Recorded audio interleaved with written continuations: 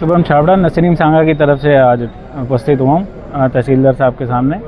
तो तहसीलदार साहब के सामने दोनों पक्षों ने अभी तथ्य रखे हैं सारे।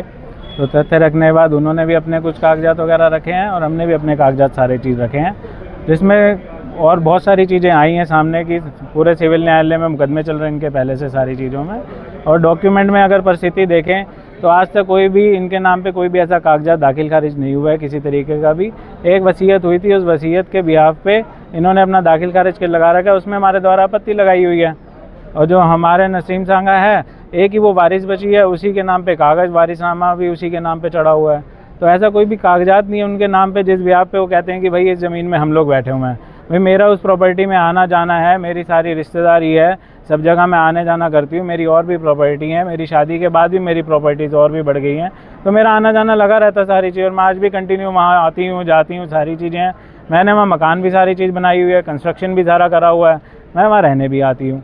और ये है कि मैं 2-3 दिन के लिए उनकी तरफ से आरोप लगाया गया है कि उनको स्टे मिला हुआ है कोर्ट से, सिविल कोर्ट से। जो उनको स्टे मिला है वो जून में दाखिल करा हुआ मुकदमा है, और जो हमने दाखिल करा हुआ था नया शिक्षा न्यायालय में वो जनवरी में दाखिल करा हुआ है। वहाँ तक आज तक आके इन्होंने एक अपनी आपत्ति दाखिल तक नहीं करी है।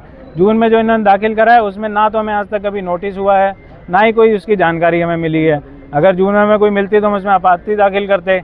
और कोई कब्जे वाली बात ये कहते हैं कि जबरन कब्जा कर लिया, ये कर लिया, तो हमारे खिलाफ में वो कंटेम्प्ट फाइल करते हैं ना। ये सारा पॉलिटिकल सिस्टम बना के ये सारी चीज़ अपनी प्लानिंग करके कि हंगामा करेंगे, इनको निकालना है, वो तो जबरन मुझे निकालने के लिए सारी चीज़ की परिस्थितियाँ इन्होंने बनाई गई हैं।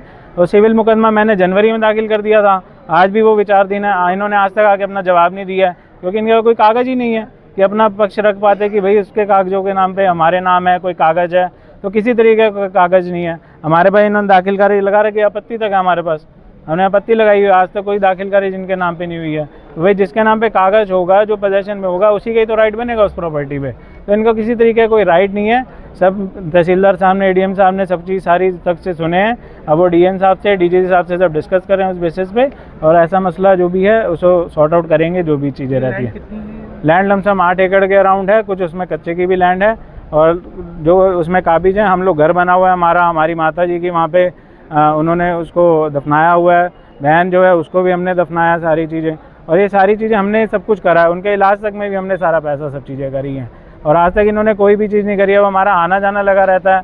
तो उसके बेसिस पे सोचते हैं कि भैया हम बाहर हैं तो कब्जा कर लिया ज़बरदस्ती। और परिस्थिति सारी ये सब पॉलिटिकल बना के इस चीज़ को प्लानिंग करके पूरा वो करा जा रहा है, हाईलाइटेड, और कुछ भी नहीं है। सिविल न्यायालय का मैटर है, आप सिविल कोर्ट लड़ें, अगर हमने कोई गलत करा तो उसके बाद आपका राइट है, आप उसमें कंटेम्प्ट में चले जाओ। हमने सिविल न्यायालय में कर रखा, हम भी उसी चीज़ पे लड़ रहे हैं। हमने आज तक कोई ड्रामा ही नहीं करा, हम लोग जगह पे बैठे हुए हैं, और आज तक ऐसी कोई परिस्थिति आई नहीं कि हम उस चीज़ के लिए पुलिस की डेयरी और ये हंगामा करते हैं। तो ये सारी प्रक्रिया अभी पेंडिंग।